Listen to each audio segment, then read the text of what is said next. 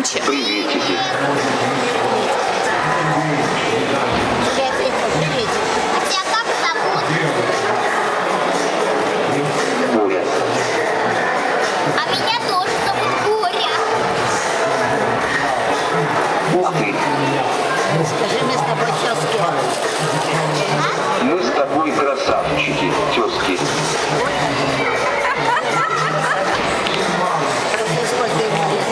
Сколько тебе лет? Мне 9. 9 лет. А тебе сколько лет? Нет, ему 9, а тебе? Мне 7. Тоже 9? Вот ты скажи ему мне. Скажи, мне Мне 7. 7. Ну ты ему скажи, мне 7 лет. Мне 7 лет.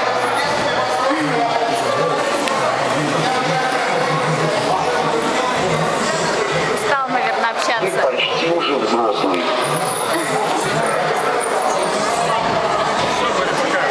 Пока. Первоклассник.